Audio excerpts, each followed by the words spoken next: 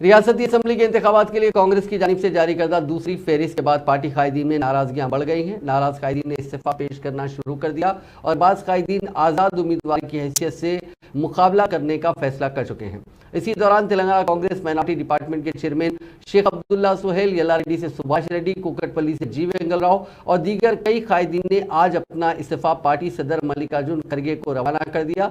शहर के jubilee hills assembly हल्के से टिकट के ख्वाहिशमंद साबिक रुकन असेंबली विष्णुवर्धन रेड्डी के बजाय मोहम्मद अजहरुद्दीन को टिकट देने के खिलाफ बतौर एहतजाज विष्णुवर्धन रेड्डी के हामियों ने आज कांग्रेस के दफ्तर गांधी भवन में पथराव किया और कांग्रेस परचम को नजर आतिश किया। इसके अलावा गांधी भवन के पास लगाए गए पीसीसी सदर रेवंत रेड्डी के तस्वीर को फाड़ दिया गया। जुमे की रात कांग्रेस ने 45 उम्मीदवारों पर मुश्तमिल दूसरी फहरिस्त जारी की थी।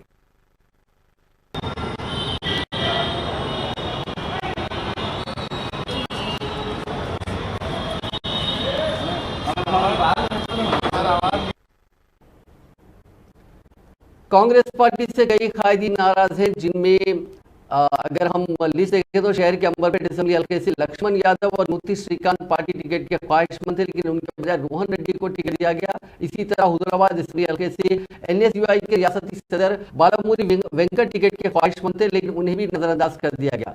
दीगर हल्कों में यल्लारेड्डी से सुभाष रेड्डी, एलबी नगर से माल रेड्डी, राम रेड्डी और जय प्रभाकर, हुस्नाबाद से प्रवीण रेड्डी, सिद्दीपेट से भवानी रेड्डी, आदिलाबाद से साजिद खान और जी सुजाता, आसिफाबाद से सरस्वती, मक्तल से इर्रा शेखर, वनपल्ली से शिवशंकर रेड्डी और मेघा रेड्डी, महबूबाबाद से बलराम नायक और कई सीनियर कायदीन हैं जिन्हें टिकट से महरूम किया गया।